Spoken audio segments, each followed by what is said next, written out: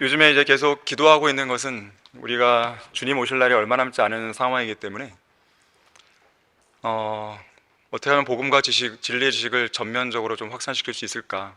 남은 이 시간들 동안 그것이 얼마나 우리에게 주어질지 모르겠지만은 어쨌든 돌아가는 세태를 보면은 주님께서 오실 날이 그렇게 먼 게 아니거든요. 그래서 여러 가지를 생각을 좀 하고 있습니다.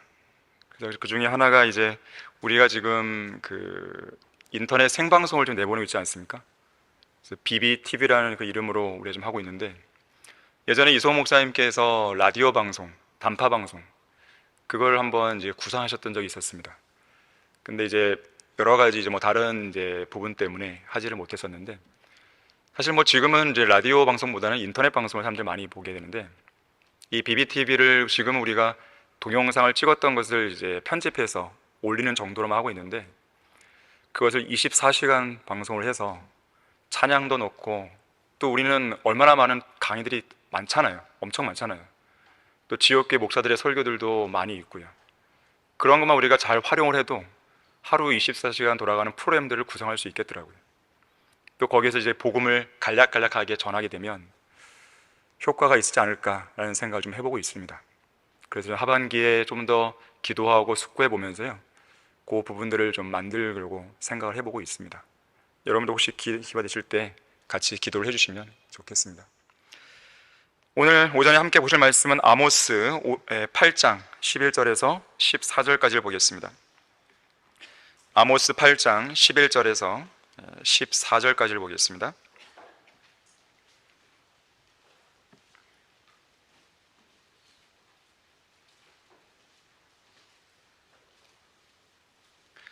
자, 11절부터 보시면, 주 하나님이 말하노니 보라, 그 날들이 오리라.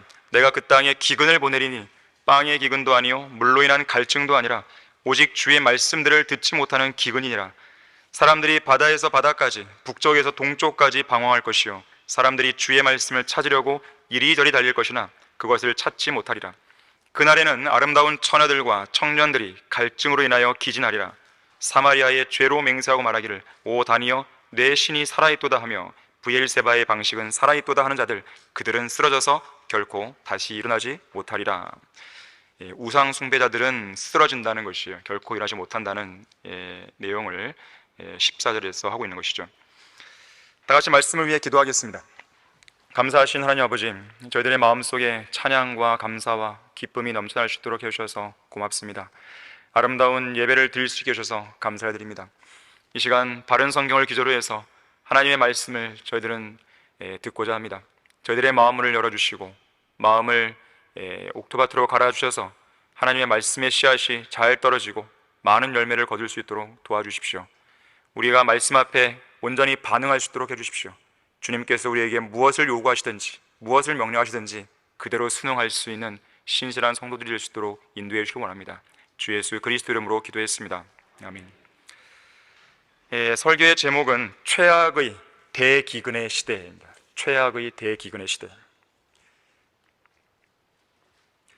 거룩하신 하나님께서 더러운 죄들로 가득 찬, 가증한 죄인들로 가득 찬 이 악한 현 세상을 심판할 때 사용하시는 3대 재앙이 있습니다. 바로 전쟁과 전염병과 기근이에요. 죄의 삭슨 사망이라는 말씀대로 이 세 가지 재앙을 통해 죄인들을 진멸하시고 짐승들을 이 땅에서 끊어버리시는 겁니다. 1년 전 유엔 산하에 있는 세계 식량 계획이라는 그 기구가 있습니다. 그 기구에서 코로나19로 인한 기근 팬데믹을 경고한 적이 있어요. 기근 팬데믹이에요. 실제로 전 세계에서 기아에 허덕이는 사람들의 수가 2019년 말 기준으로 약 1억 3천 명이었는데 코로나19 팬데믹을 겪으면서 2배 가까이가 늘어 2억 명을 넘어섰습니다. 그리고 올해 2022년에 들어서는 러시아의 불법 침공으로 인한 우크라이나 전쟁의 악재까지 겹치면서 그 수가 3억 명에 육박하고 있다고 합니다. 그 중에서도 예멘, 콩고 민주공화국, 베네수엘라, 남수단 공화국, 아프가니스탄 등이 가장 심각해요. 흔히들 지구상에서 인류가 겪을 수 있는 최악의 자연재해로 기근을 손꼽습니다. 태풍 태풍이나 지진 같은데 그렇지 않아요. 기근으로 손꼽습니다. 자, 왜 그러냐면 기아와 영양실조로 인한 이 죽음은 매우 광범위하게 일어납니다. 또한 그것이 진행되는 속도가 상당히 느려요. 또 그 과정이 심히 고통스럽습니다. 태풍은 뭐 하루 이틀 딱 지나가 버리잖아요. 물론 그 피해도 심각하지만 뭐 며칠간, 몇 주간 계속되는 게 아니잖아요. 하지만 기근은 몇 년까지 갈 수 있는 겁니다. 그 피해가. 특히 어린아이와 나이 많은 노인에게 가장 큰 타격을 주기 때문에 그렇습니다. 어떤 자료를 보니까 인류 역사상 가장 최악의 대기근 10가지를 뽑았어요. 첫 번째가 1958년에서 1960년 사이 중국에서 일어났습니다. 어리석은 중국 공산당 지도자들이 잘못된 정책을 펼쳐서 그런 겁니다. 이 대약진 운동이라는 경제 성장 정책의 실패가 가장 큰 원인이었어요. 그리고 거기에 홍수, 가뭄까지 겹치면서 당시에 발생했던 그 기근으로 무려 4,300만 명의 중국인들이 사망했다고 합니다. 4,300명도 아니고 4,300만 명이에요. 두 번째 최악의 대기근도 중국에서 일어났어요. 역시 중국 동부에서 발생한 대규모 폭풍으로 농작물이 큰 피해를 입으면서 기근이 발생했는데, 이 기근 때문에 식량을 얻기 위한 폭동이 일어납니다. 또 그 폭동을 진압하는 과정에서 많은 사람들이 죽었다 그래요. 결국 이 기근으로 사망한 중국인들의 수가 2,500만 명이었습니다. 세 번째 최악의 대기근은 1783년 인도에서 발생했습니다. 당시에는 예년과 다르게 비정상적으로 비가 안 내린 거예요. 너무 적게 내렸어요. 방대한 양의 농작물이 말라 죽었습니다. 상당수의 가축들도 식량과 식수의 부족으로 폐사되었어요. 결국 이 기근으로 1,100만 명의 인도인들이 사망했습니다.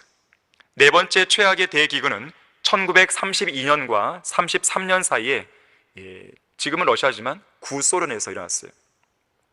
이 기근으로 1,000만 명의 소련인들이 죽었다 그래요. 근데 이 기근이 있었다는 것은 1990년대 구소련이 붕괴될 때까지만 해도 공개되지 않았었어요. 철저하게 가린 거죠. 이 끔찍한 기근은 누구 때문에 일어나는 것인가? 스탈린 때문에 일어났어요. 스탈린 때문에. 이 공산주의 독재자, 이 스탈린의 어리석은 집단화 정책 때문에 발생했습니다. 그는 이 정책을 추진하면서 농민들의 토지를 강제로 빼앗았습니다. 그리고 농민들 중에서 개인적으로 농작물을 숨기고 있는 사실이 발견되면 수색대를 보내서 그 농작물을 빼앗는 게 아니라 아예 농작물을 없애버립니다. 바보 같은 짓이죠. 근데 그 농작물 대부분은 이제 곧 심어야 할 씨앗들이었다 그래요. 씨앗들. 씨앗을 없애버린 겁니다. 수확할 게 이제 없는 거죠. 대규모의 기아가 발생한 거예요. 1,000만 명의 사람들이 죽은 거예요. 다섯 번째 최악의 대기근은 1770년에 일어났는데, 인도 서부와 이 방글라데시 일대를 아우르는 이 벵골이라는 지역에서 일어납니다. 당시 이곳을 식민지로 삼은 영국의 동인도 회사가 이 지역의 심각한 가뭄과 작물이 부족한 것에 대한 이 보고가 올라오거든요. 이 보고를 무시해버려요. 그리고 이 지역에 대한 세금을 계속 인상합니다. 세금 인상. 그리고 값이 저렴한 쌀보다 수익성이 높은 아편을 재배하도록 만듭니다. 아편 아시죠? 쌀의 그 재배를 막은 거예요. 결국 먹을 수 있는 쌀이 부족해졌죠. 기근이 발생했습니다. 이 기근으로 1,000만 명의 벵골인들이 죽었고, 당시에 1,000만 명의 벵골인인 그러면 3분의 1에 해당하는 숫자예요. 당시 벵골인 인구의 3분의 1이 죽은 거예요. 이 무식한 지도자들 때문에 이렇게 발생하는 겁니다. 여섯 번째 최악의 대기근 죄송합니다. 대기근 역시나 벵골에서 나왔어요. 똑같아요. 이 기근으로 700만 명이 죽었습니다. 이때가 1942년에서 1943년이었습니다. 이때는 이 제2차 세계대전의 악재도 있었고, 또 태풍도 왔고, 세 차례의 바다 해일도 있었고, 홍수도 일어났습니다. 엎친 데 덮친 격이에요. 그뿐만 아니라 원인 모를 곰팡이가 모든 벼 작물의 90%를 파괴했다 그래요. 그뿐만 아니라 당대의 이 버마, 미얀마죠. 이 버마에서 일본인들의 잔혹한 박해를 피해서 벵골로 유입된 수백만 명의 난민들이 있었다 그래요. 이 모든 악재들이 다 겹쳐가서 700만 명의 사람들이 숨을 거둔 것이죠. 자, 그 외에도요, 1917년에서 1921년 사이에 또다시 러시아에서 제1차 세계대전과 공산주의 혁명 그리고 내전으로 인해 발생한 기근 때문에 500만 명이 사망했습니다. 그리고 1994년에서 1998년 사이 북한에서 어리석고 무지한 김정일 아시죠? 김정일의 광결인 정책과 집중호우로 인해 발생한 기근 때문에 300만 명의 북한 주민들이 죽었습니다. 당시에 어린이 사망률이요 1000명당 93명이나 됐어요. 임산부 사망률은 산모 1000명당 41명으로 증가했다고 해요. 또한 1917년에서 1919년 사이 이번에는 페르시아에서 제1차 세계대전이 불러온 가뭄과 전염병으로 인한 기근 때문에 200만 명의 페르시아인들이 죽었습니다. 마지막 10번째로 1845년에서 1853년 사이 아일랜드에서는 감자에 생긴 치명적인 질병으로 기근이 발생했어요. 150만 명의 사람들이 죽었고 200만 명이 넘는 사람들이 아일랜드를 떠나서 미국으로 피난을 갔습니다. 이 감자에 생긴 질병인데 당시 아일랜드 인구의 33%가 감자에 의존해서 생계를 유지했기 때문에 이 감자 질병은 매우 치명적이었습니다. 더욱이 당시 아일랜드로 보내는 다른 국가들의 식량 원조를 영국 선박이 막아버렸어요. 그래서 더 많은 사람들이 죽었습니다. 자, 지금까지 언급한 이 10가지 기근들은 유사 이래 인류가 경험한 최악의 대기근이었습니다. 그런데 이상 언급한 이 10개의 지역들을 보면 다 어떤 나라든지 보십시오. 중국, 러시아, 북한 같은 공산주의 국가예요. 인도, 방글라데시, 페르시아 같은 힌두교나 모슬렘 국가들입니다. 아일랜드는 어때요? 카톨릭 국가죠. 이런 재앙은 우연히 일어나는 게 아닙니다. 서두에도 언급했듯이 기근은 하나님께서 죄인들을 심판하시기 위해 보내시는 대재앙이에요. 뉴스나 신문을 주의 깊게 살펴보면 지진이 자주 일어나는 국가가 있습니다. 산불이 자주 일어나는 지역들이 있어요. 미국 캘리포니아주는 산불로 늘 시름을 앓죠. 전염병, 가뭄, 홍수, 기근, 태풍 등의 자연재해로 피해가 자주 일어나는 국가나 지역들이 있는 것입니다. 우연히 일어나는 게 아닙니다. 이유가 있습니다. 하나님께서 인간의 죄에 대해 분노하시는 거예요. 그래서 인간은 하나님을 두려워해야 됩니다. 하나님을 존중해야 돼요. 그분의 말씀을 온전히 믿고 순종해야 됩니다. 겸손하게 하나님의 자비를 구해야 됩니다. 그렇게 하는 것만이 그 모든 재앙으로부터 피할 수 있는 유일한 방책이에요. 자, 한편 오늘 설교 본문은 이런 물리적인 기근과는 차원이 다르지만 그 피해는 물리적인 기근보다 훨씬 더 심각한 역대 최악의 대기근을 언급합니다. 영적 대기근, 주의 말씀들을 듣지 못하는 대기근인 것이죠. 이건 역시나 하나님께서 보내신 대재앙입니다. 내가 그 땅에 기근을 보내리니 그랬어요. 자, 첫 번째로 구약시대에 하나님께서는 율법을 버리고 죄를 지은 이스라엘 백성에게 기근을 보내셨어요. 그리고 그들을 심판하셨습니다. 성경에도 기근이 나오는데 13차례의 기근이 언급됩니다. 그 중에서 가장 첫 번째 기근이 창세기 12장 10절에서 아브라함이 카나안 땅에서 겪은 기근이었어요. 이 기근을 피해서 아브라함은 이집트로 내려가 버렸죠. 자, 첫 번째 기근이 아브라함과 관련하여 등장하고 있다는 것은 의미심장합니다. 왜 그렇습니까? 아브라함은 이스라엘의 조상 아닙니까? 하나님께서는 범죄한 이스라엘을 기근으로 심판하시지 않습니까? 특히 그 기근에 따른 심판은 야곱의 고난에 따라 불리는 대환란 기간의 절정에 달합니다. 그래서 성경에 나오는 마지막 13번째 기근이 바로 대환란 기간에 나오는 거예요. 우리 다 같이 요한계시록 6장 5절과 6절을 보겠습니다. 성경에는 13가지 기근이 나오는데 보통 성경에서 숫자 13 그러면 반역의 숫자죠. 반역 그러면 적그리스도가 반역자 아니겠습니까? 바로 대환란 기간, 적그리스도가 활동하는 그 기간, 반역의 사람이 활동하는 그 기간에 13번째 기근이 등장하는 거예요. 자, 요한계시록 6장 5절 6절 보시면 어린 양이 셋째 봉인을 여실 때 내가 들으니 셋째 짐승이 말하기를 와서 보라 하더라. 그리하여 내가 보니 보라 검은 말 한 마리가 있는데 그 위에 탄 자가 그의 손에 저울을 가졌더라. 자, 왜 저울을 가졌냐면 식량을 재는 거예요. 그때 네 짐승들의 한가운데서 한 음성을 들었는데 말하기를 밀 한 대가, 자, 저울로 재보는 것이죠. 밀 한 대가 한 데나리온이요 보리 석 대가 한 데나리온이라 하고 또 너는 기름과 포도주는 손상시키지 말라 하더라. 검은 말을 탄 자의 손에 들려있는 이 저울에 무게를 달아서 식량을 공급하는 것입니다. 장차 교회의 휴거 이후에 있을 환난 기간에 극심한 기근이 있을 것을 예고해주고 있습니다.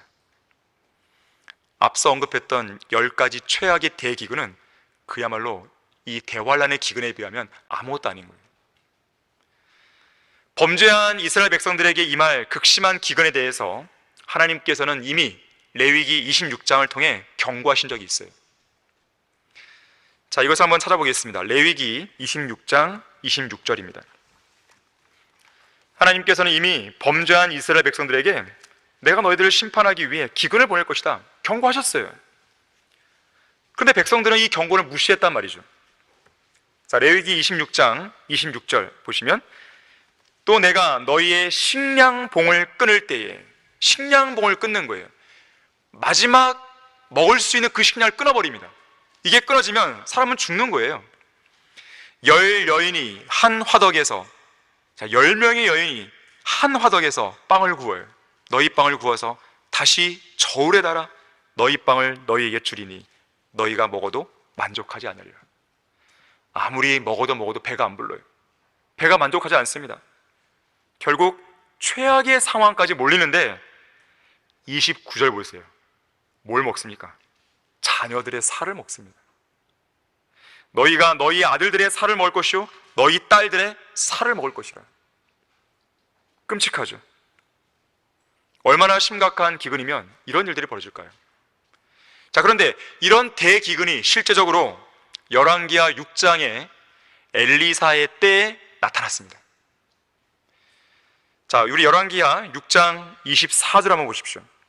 6장 24절, 25절 보시면 당시에 어떤 일이 벌어지냐면 이 시리아의 베나닷 왕이 북왕국 이스라엘의 수도 사마리아를 포위했습니다. 자, 그런데 엎친 데 덮친 격으로 성읍 안에 큰 기근이 들었어요. 자, 열왕기하 6장 24절 보시면 이 일이 있은 후에 시리아의 베나닷 왕이 그의 모든 군대를 모아 올라와서 사마리아를 포위하니라.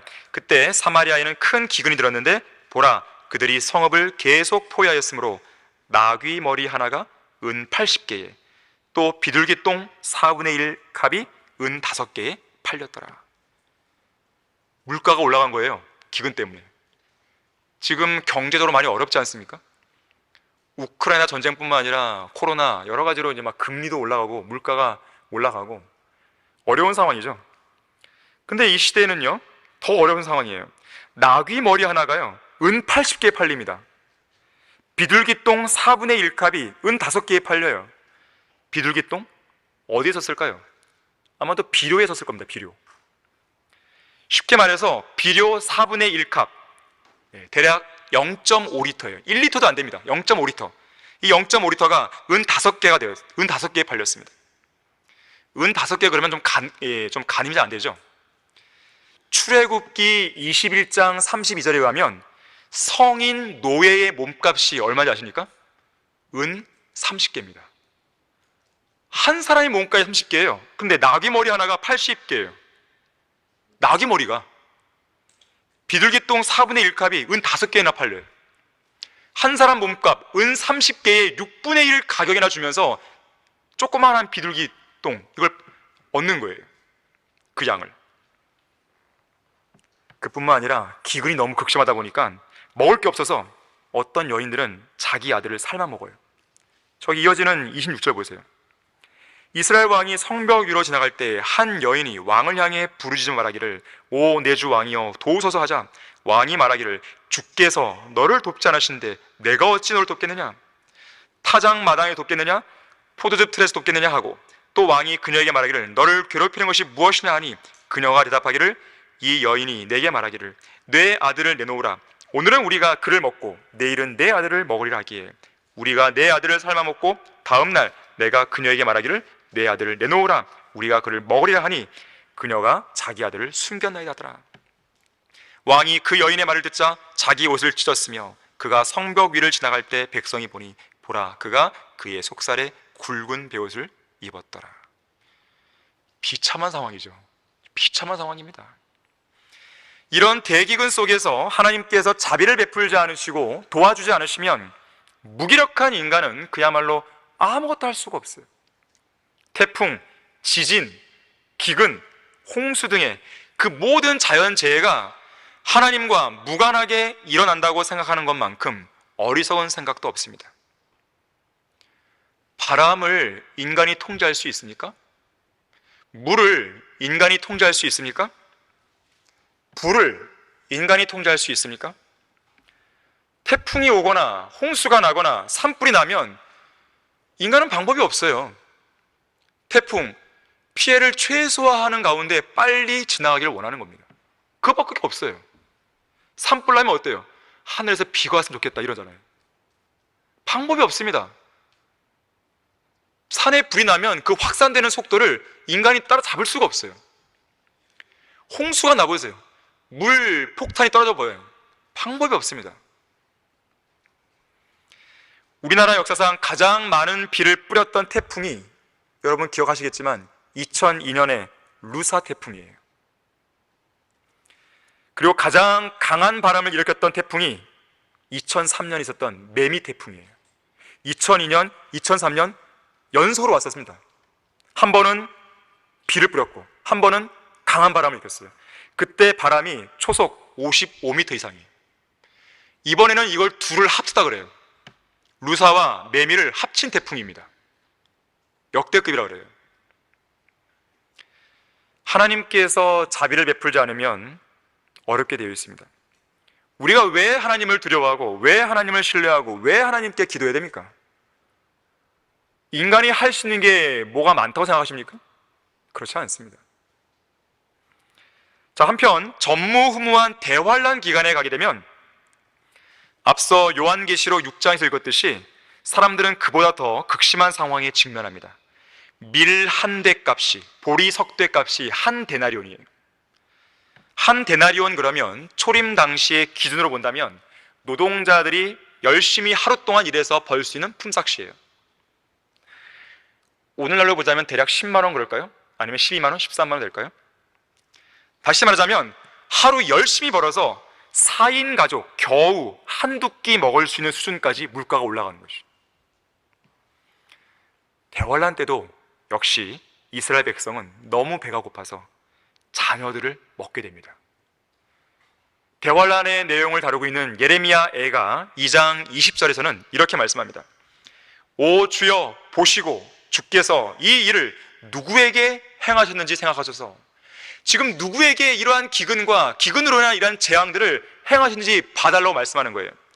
그러면서 이렇게 말합니다.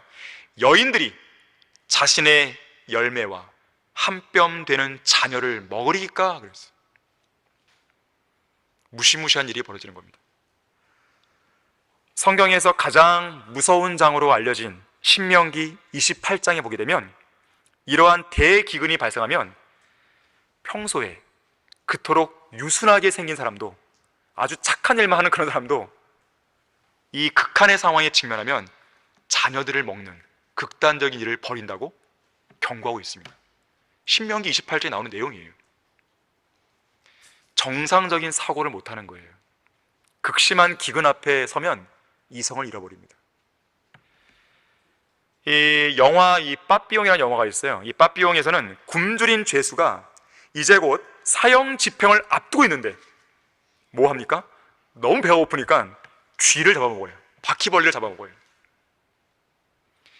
굶주린 개는 으르렁거리는 사자를 무서워하지 않는다는 말이 있어요. 개가 배가 고프면요, 사자가 안 무섭습니다. 눈에 뵈는 게 없는 거죠. 극심하게 배가 고파지면 체면이고 뭐고 없어지는 것입니다. 자, 그렇다면 왜 이스라엘은 이런 극심한 기근을 과거에 겪었고 또 앞으로 대환란 기간에 겪어야 되는 것인가? 이유는 한 가지예요. 하나님을 버렸기 때문에 그렇습니다. 그들에게 주신 율법을 버렸기 때문에 그래요. 신명기 28장 14절에서는 이미 경고했어요. 너는 내가 명한 어떤 말씀들에서도 좌로나 우로나 빗나가지 말며 다른 신들을 따라가서 그들을 섬기지 말지니라. 그런데 이 명령을 어겨버린 것이죠. 하나님을 버렸고 우상들과 이방신들을 섬겼고 결국 그에 대한 심판으로 하나님은 대기근을 그들에게 보내신 것입니다. 대기근만이 문제겠습니까? 그들은 아예 나라를 잃어버렸잖아요. 지난 1900년 동안 그 역사 속에서 하나님으로부터 완전한 거부와 저주를 받은 것이죠. 전 세계로 흩어져서 극심한 박해를 받은 거예요. 그런 와중에 많은 유대인들이 죽었습니다. 소수의 유대인들만 남은 거예요. 특히 1933년에서 1946년 사이에는 독일의 히틀러에 의해서, 나치당에 의해서 600만 명의 유대인들이 목숨을 잃었어요. 장차 도래할 대환란 기간에는 1000만 명이 죽어나갈 것입니다. 계산을 해보면. 러크만 목사님의 설명에 따르면 AD 70년 이래로 지난 1900년 동안 유대인들은 그야말로 모기같이, 하루살이같이, 벼룩같이, 쥐새끼같이, 바퀴벌레같이 취급받으며 죽어갔다 그랬어요. 자, 그런데 빵과 물이 부족한 기근보다 더 심각한 기근은 오늘 본문에 나오는 주의 말씀들을 듣지 못하는 영적 기근입니다. 사실 이스라엘 백성들은 이 빵과 물이 부족한 그 물리적인 기근보다도 영적인 기근이 먼저 왔습니다. 그 영적인 기근 때문에 이스라엘 백성은 죄악으로 가득 찼던 것이고 결국 그 죄에 대한 심판으로 빵과 물이 부족한 기근이 임한 거예요. 영적인 기근이 먼저 오고 그 다음에 물리적인 기근이 오는 것입니다. 왜 코로나 팬데믹이 일어난 거예요? 전 세계적으로 영적으로 하나님의 말씀을 존중하는 나라가 있나요? 없어요. 라오디케아 교회 시대, 배교의 시대 중에서도 가장 배교의 시대, 그 시대에 하나님께서 쳐버리시는 것이죠. 영적인 팬데믹이 있자 물리적인 이 코로나19 팬데믹이 온 것입니다. 주의 말씀들을 듣지 못하는 그런 기근이 임하는 거예요. 더 이상 이스라엘 백성들에게는 환상을 통한 말씀들이 주어지지 않습니다. 주의 말씀들을 찾으려고 해도 찾을 수가 없어요. 그들을 향해 비춰야 할 모든 빛과 조명이 다 꺼져버린 겁니다. 암흑의 시대에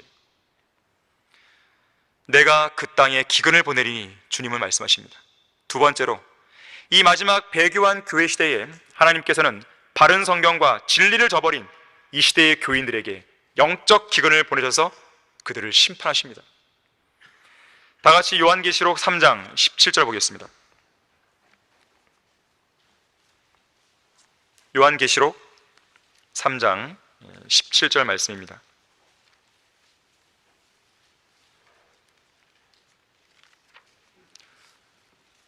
내가 말하기를 나는 부자며 부요하고 아무것도 부족한 것이 없다고 하지만 너는 비참하고 가련하며 가난하고 눈멀고 헐벗은 것을 알지 못한도다. 차라리 안다면 무언가 여기에서 헤어나올 수 있는 방법이 있을 텐데 아예 그것도 모르는 거예요. 이 마지막 배교한 교회 시대는 2000년 교회 시대 중에서 가장 비참한 시대입니다. 우리가 살고 있는 시대예요. 가장 가련한 시대예요. 가장 가난한 시대예요. 가장 눈먼 시대예요. 가장 헐벗은 시대입니다. 가장 영적 대기근이 극심한 시대입니다. 최악이에요. 누가 이러한 영적 기근을 초래했습니까? 성경을 변개시킨 사람들이에요. 가장 큰 책임이 있습니다. 성경을 변개시킨 목사들입니다. 변개된 성경들을 쓰는 목사들이에요. 변개된 성경들을 추천하는 신학 교수들입니다. 가장 큰 책임이 있어요. 이 나라를 망친 장본이 누구예요? 대통령들이에요. 가장 큰 책임이 있습니다. 대통령들부터 쇄신해야 되는 것이죠. 어떤 이 사설 칼럼을 보니까 대통령부터 쇄신하라, 이 제목을 딱 썼어요. 가장 큰 책임이 있습니다. 이 나라 역대 대통령들이. 그리고 그 밑에 대통령을 보좌하는 그런 정치인들이죠. 당리당락에만 좌우되잖아요. 자기들 밥그릇만 신경 쓰잖아요. 자, 그런 가운데 누가 가장 힘들어집니까? 국민들이에요. 자, 이 나라 기독교계를 망친 사람들이 누굽니까? 목사들입니다. 강단에 선 설교자들이에요. 누가 가장 고통받아요? 교인들이에요. 영적 기근에 허덕이고 있습니다. 영적 갈증에 허덕이고 있어요. 무언가 유명한 목사들한테 가서 뭔가 얻어먹을 게 있나 갔더니 없는 거예요. 없어요. 1611년에 출간된 영어 킹제임스 성경을 무려 273년 동안 사용해온 영국은 1884년에 변개된 RV를 펴내죠. 미국은 1901년에 ASV를 펴내죠. 영적 대기근의 시작입니다. 1978년에 NIV가 나왔을 때 그 기근은 더욱 극심해졌죠. 우리나라는 어떻습니까? 불행하게도 개신교가 처음 들어올 때부터 영적 기근과 함께 들어왔어요. 1882년에 출간된 변개된 성경 로스역이 그 원흉이었어요. 그 이후에 등장한 개혁 성경과 개혁 개정판이 그 기근을 더욱 부추기고 심화시켰습니다. 더군다나 1885년에 우리나라 인천 제물포로 들어온 최초의 개신교 선교사 언더우드와 아펜젤러는 성경적인 복음 전파보다는 병원과 학교 설립을 전면에 내세웠죠. 사회 복음입니다. 그건 복음이 아니에요. 다른 복음이에요. 그거는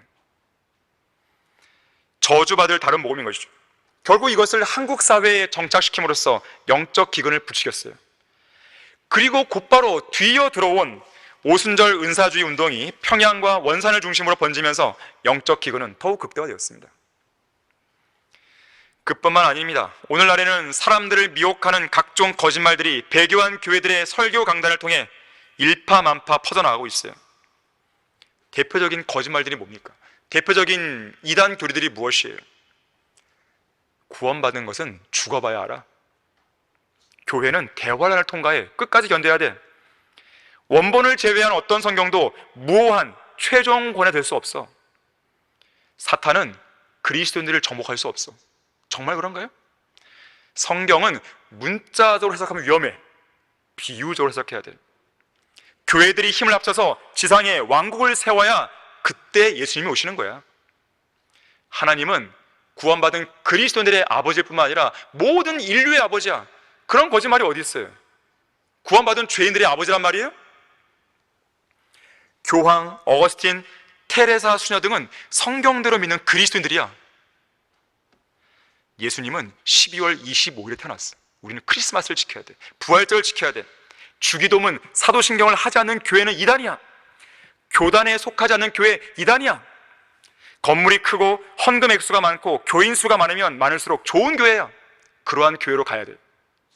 곽선희, 길자연, 김사만, 김장환, 김진홍, 소강석, 오정현, 윤석전, 조용기 등은 훌륭한 목사야. 훌륭한 기준이 뭐죠? 대형 교회면 훌륭한가요? 이런 이야기를 할 수 있는 교회는 우리밖에 없습니다. 다른 교회 못해요. 이들을 벤치마킹하죠. 창세 전에 하늘나라 갈 사람과 지옥 갈 사람이 정해져 있다. 끝까지 견뎌야 구원받는다. 구원은 받아서도 잃어버릴 수 있어. 믿음만으로는 안 돼. 합당한 행위가 필요해. 세례 또는 유아 세례를 받으면 구원받아.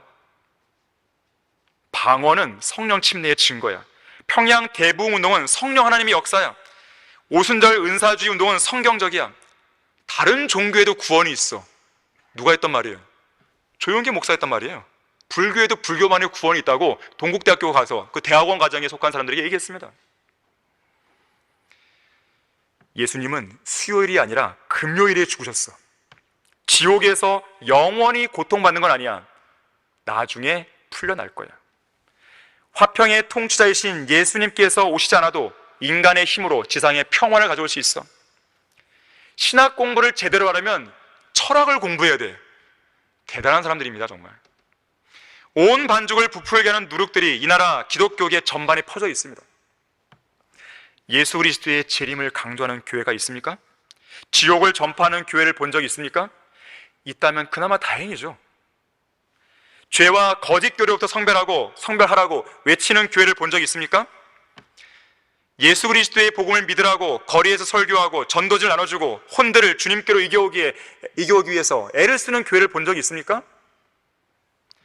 공휴일이나 휴가 때 전국을 순회하면서 복음을 전하는 그런 교회를 본 적이 있으십니까? 길거리에서 통기타나 탬버린을 치면서 CCM이나 부르지 않으면 다행이죠. 손짓 발짓 해가면서 허리와 배를 드러내는 율동이나 워십 댄스나 안 하면 다행이죠. 화장지나 껌이나 커피나 사탕이나 주보나 행복으로의 초대나 안 나눠주면 그나마 다행이죠.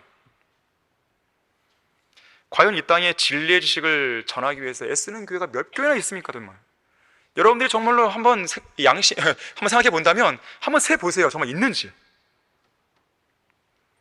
신학교 간판만 달면 모두 다 성경을 제대로 가르치는 신학교가 되는 것입니까?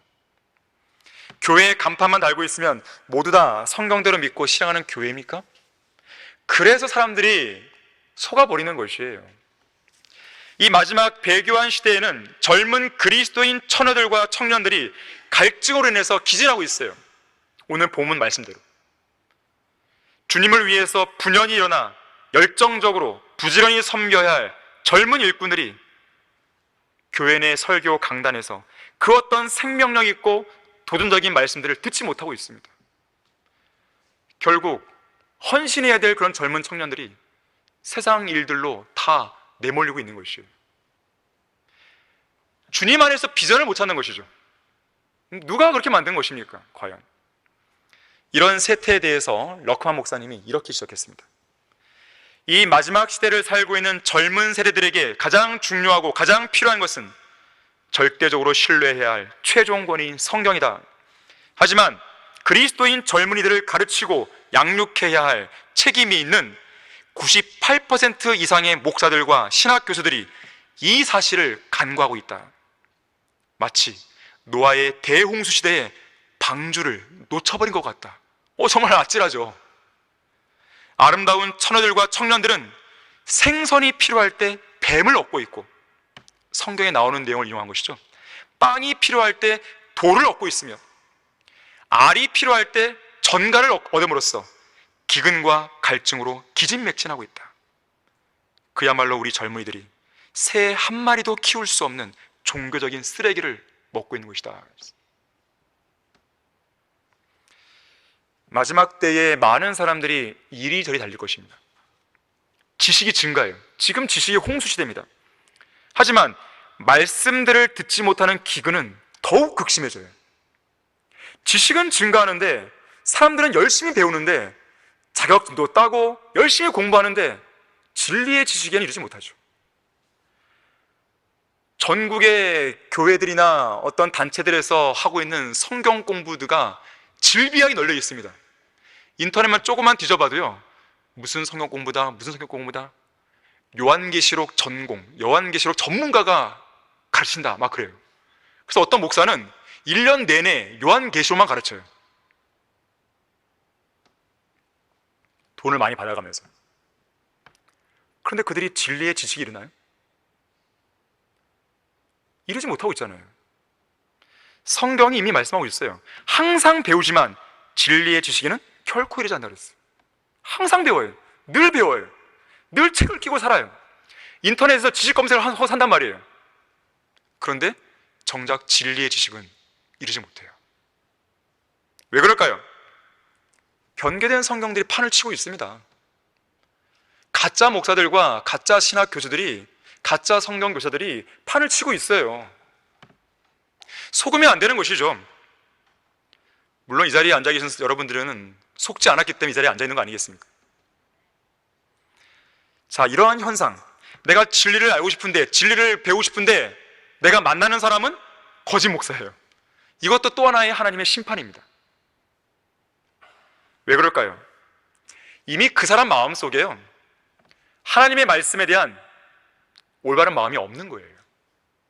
그래서 그들은 공부를 하러 다니지만 늘상 만나는 것은 엉뚱한 이상한 것들을 만나는 것이죠. 여러분들이 바른 말씀을 발견했고 한글 킹제임스 성경이 올바른 성경임을 분별했고 또 이 강단에서 선포되는 설교나 어떤 강의나 성경 공부 등등이 올바르다는 것을 분별할 수 있다는 것, 이건 복입니다. 여러분이 그럼 어떤 하나님의 복을 이렇게 간과하시면 안 돼요. 이 땅에는요, 한글 킹제임스 성경이 있다는 것조차도 모르는 사람도 있고요, 접했어도요, 이게 옳다는 것을 깨닫지 못하는 사람들이 부지기수입니다. 저도요, 한글 킹제임스 성경을 만나기 전에 두 번의 기회가 있었어요. 한 번은 대학교에서, 한 번은 이 어떤 모임에서 한글 킹제임스 성경을 접했었어요. 하지만 그때는 제가 성별하지 못했어요. 군대에서야 비로소 저는 바른 성경을 알았죠. 깨닫게 된 것이죠. 그리고 성별했죠. 이런 기회들이 그냥 주어지는 게 아니라는 걸 말씀드리는 것입니다. 이것이 여러분들이 특권이라고 생각한다면, 정말 나에게 주신 복이라고 생각한다면 이 기회를 잘 살리셔야 돼요. 정말 더 열심히 성경을 읽고 더 공부하고 내가 주님을 위해서 무언가 하나라도 내가 헌신하게 노력을 하는 거예요. 여러분이 바른 성경을 찾았다는 것에 대해서 감사하십시오. 내 백성이 지식의 부족으로 멸망하는도다 그랬어요. 호세아 4장 6절에서 지식의 부족으로 멸망해요. 왜 지식이 부족한가 봤더니 내가 지식을 거부하였으므로 나도 또한 너를 거부하리니 내가 나에게 제사장이 되지 못하리라. 내가 내 하나님의 율법을 잊었으니 나도 또한 내 자녀를 잊어버리리라. 율법의 말씀을 잊어버린 거예요. 그 지식을 거부한 겁니다. 거부하자 지식이 부족하게 됐어요. 부족하자 영적 기근이 찾아온 것이죠. 영적 기근이 오자 물리적인 기근이 왔고 아예 나라가 멸망해버린 것입니다. 수순이에요. 내가 그 땅에 기근을 보내리니 주님은 경고하십니다. 마지막 세 번째로, 이 시대에 설교 강단을 지키지 못한 배교한 목사들에게 이 영적 기근에 책임이 있는 것입니다. 하나님은 반드시 그들에게 책임을 물으실 것이에요. 기근이 극심한 이 마지막 시대에는 사람들이 이리저리 달려도 주의 말씀을 찾을 수 없어요. 오늘 본문 말씀에 의하면 바다에서 바다까지, 우리로 본다면 서해에서 동해까지, 서해에서 남해까지, 북쪽에서 동쪽까지 주의 말씀을 찾으려고 이리저리 달려도 찾지 못합니다. 우리나라 교회들 보세요. 교회에 들어가면 진리의 지식을 찾을 수 있습니까? 그래서 우리가 아무 교회나 가지 말라고 경고하는 거예요. 구원은 받았는데 아무 교회나 가보세요. 끝나버리는 것이죠. 교회들의 개수가 치킨집 개수 수예요. 8만 개라요. 8만 개. 뭐가 그렇게 많아요? 뭐 치킨집 할 거예요? 이렇게 많을 이유가 없습니다. 교회가. 제가 언젠가 말씀드렸지만 우리나라에는요 30개의 성경대로 믿는 지역교회가 있어도 우리나라를 다 커버할 수 있어요. 더 많게 잡으면 50개 정도, 30개에서 50개만 있으면 우리나라 전역을 복음화 시킬 수 있는 기회가 주어지는 것이에요. 그래서 여러분들에게 제가 기도를 요청하는 겁니다. 30개의 지역교회가 세워져야 돼요.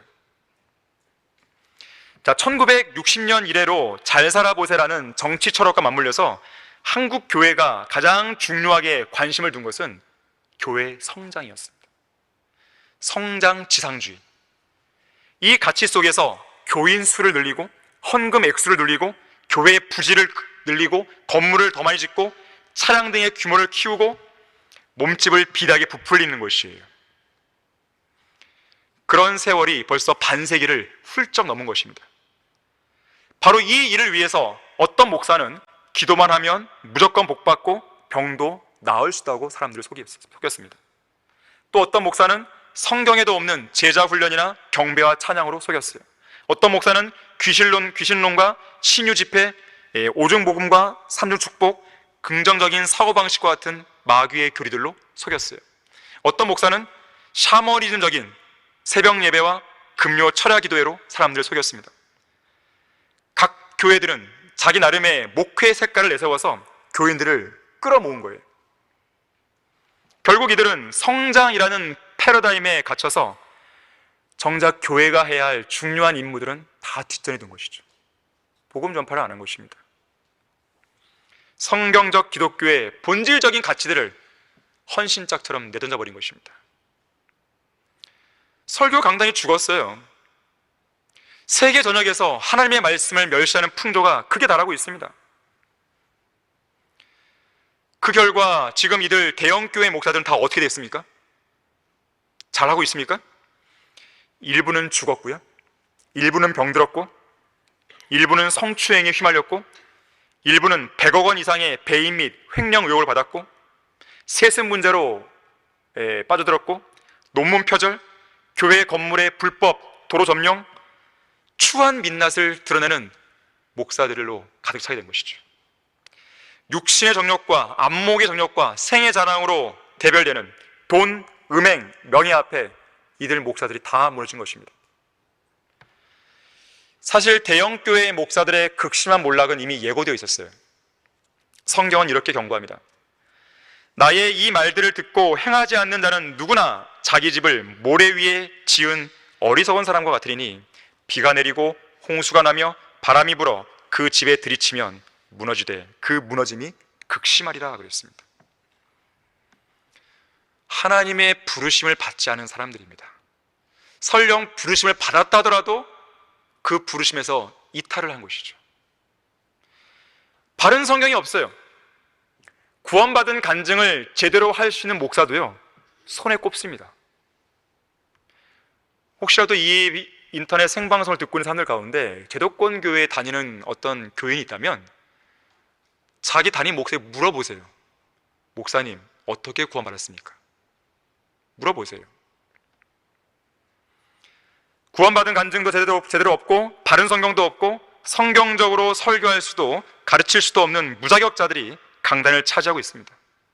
저주받을 이단 교리들과 비성경적인 실행들이 양산되고 있어요. 이런 가짜 목사들은 결코 하나님의 승인을 받은 자들이 아닙니다. 승인을 받았다면 그런 비행을 저지를 이유가 없죠. 사도 바울은 이렇게 말합니다. 우리의 권면은 기만이나, 기만 나왔어요, 부정이나 교활로 말미암지 않았고 오히려 하나님의 승인을 받아 복음을 위탁받은 대로 전하노니 이는 사람들을 기쁘게 하려 함이 아니며 우리의 마음을 시험하시는 하나님만을 기쁘시게 하려 함이니라.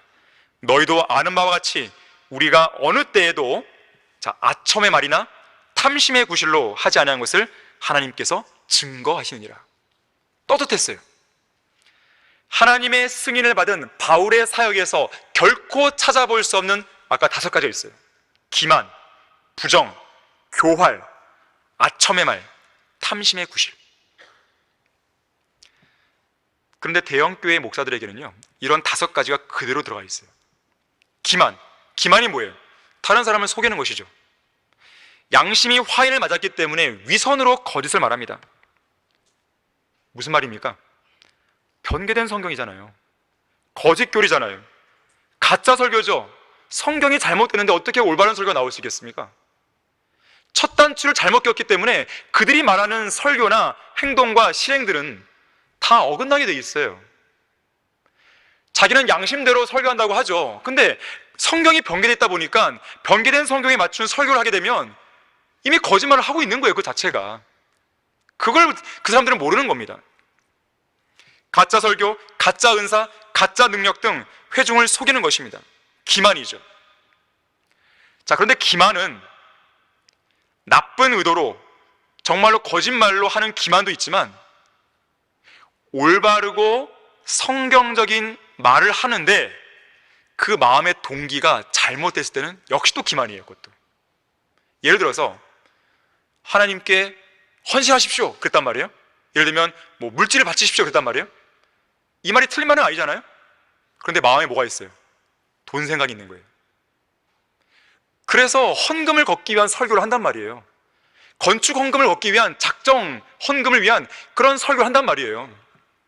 이 나라에서 교회 건축을 하는데 건축 헌금을 걷지 않은 교회는 이 교회밖에 없어요. 정말로 그렇습니다. 실제로 여러분들에게 무슨 건축 헌금을 걷기 위해서, 이 작정 헌금을 걷기 위해서 쪽지에 막 써내라고 그러고, 뭐 헌신하라 그러고, 그런 걸 위해서 막 설교도 하고 막 그러나요? 안 했잖아요, 한 번도. 대단한 교회입니다. 하나님께서 인정하시는 교회예요. 왜 하나님께서 이 교회를 복을 안 주시겠습니까? 왜 사역을 진전시키지 않으시고 왜 열매를 안 주시겠어요? 여러분들이 증인들입니다. 자, 기만이 없어야 됩니다. 다시 말하자면 대형교회 목사들은 탐심의 구실로 그들은 어떤 설교를 하는 거예요. 대형교회 목사들의 욕망은 멈출 줄 모릅니다.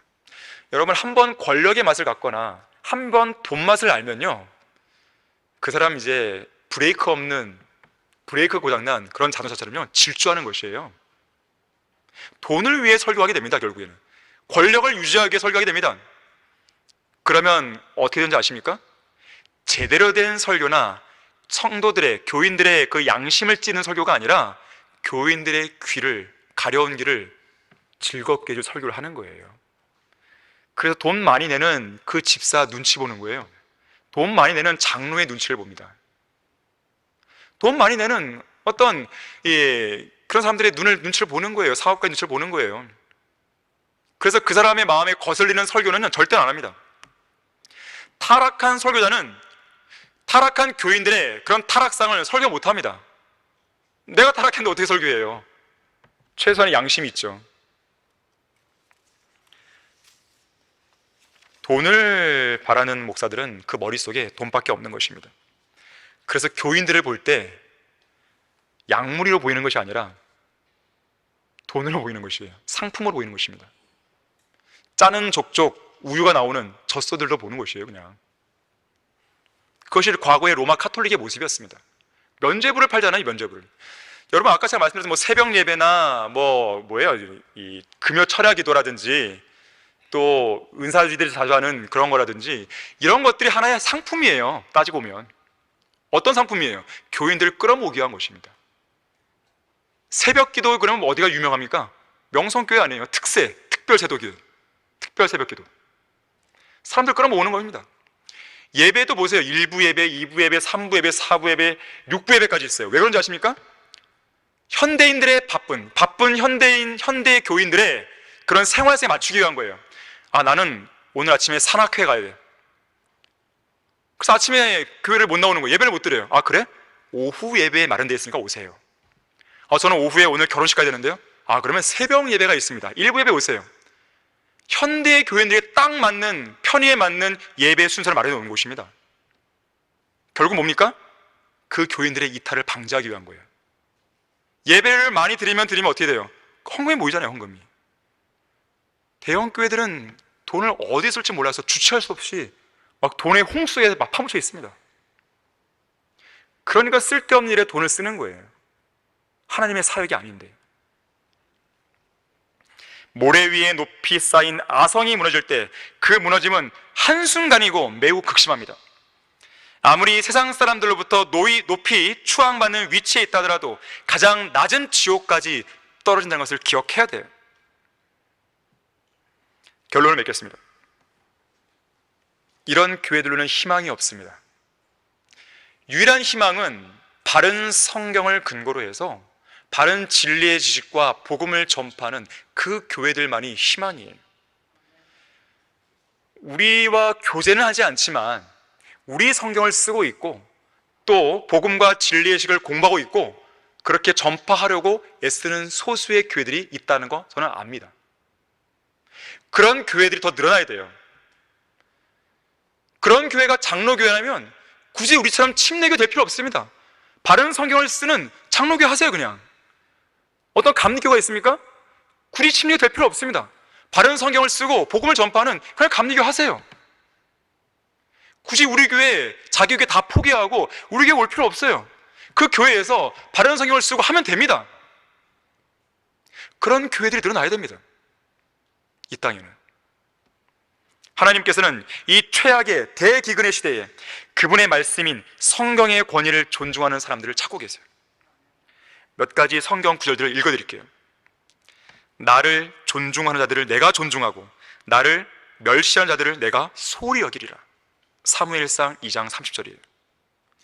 주를 찬양함과 주를 존중함이 종일 내 입에 가득하게 하소서. 시편 71편 8절이에요. 내가 주의 모든 계명들을 존중할 때 수치를 당하지 아니하리이다. 시편 119편 6절 말씀입니다. 나를 붙드소서. 그리하면 내가 안전할 것이요 또 내가 주의 규례들을 끊임없이 존중하리이다. 시편 119편 117절입니다. 내가 주의 법규들을 묵상하며 주의 길들을 존중하리이다. 시편 119편 15절 말씀입니다. 잠언 29장 18절에서는 환상이 없는 곳에서는 백성이 망하나 율법을 지키는 자는 행복하니라 그랬어요. 말씀을 지키는 자는 행복한 거예요. 영적 대기근의 시대에 말씀을 존중할 줄 알고 말씀을 신뢰하는 성도들은요, 이 기근을 맛보지 않는 거예요. 영적 대기근 한가운데서도 풍요로운 말씀을 맛볼 수 있는 것입니다. 풍요로운 꼴을 맛볼 수 있는 것이에요. 바로 이러한 것이 하나님께서 우리 성경대로 믿는 그리스도인들에게 주어진 복이라는 것을 항상 기억했으면 좋겠습니다. 자, 다 같이 기도하겠습니다. 감사하신 주 하나님 아버지, 저희들에게 바른 성경의 중요성과 바른 진리의식의 중요성과 바른 교회의 중요성, 바른 사역의 중요성, 바른 섬김의 중요성, 이 모든 것들을 우리에게 일깨워주시고 또 그 한가운데서 주님을 섬길 수 있도록 역사해 주셔서 참으로 감사드립니다. 우리에게 주어진 이 복을 항상 기억해야 됩니다. 이 특권을 항상 기억해야 됩니다. 주님께서 얼마나 우리를 사랑하시고 얼마나 우리를 선하게 인도해 주시는지 우리는 항상 기억해야 됩니다. 그것을 잊지 않는 우리 모두가 될 수 있도록 인도해 주십시오. 주 예수 그리스도 이름으로 기도했습니다.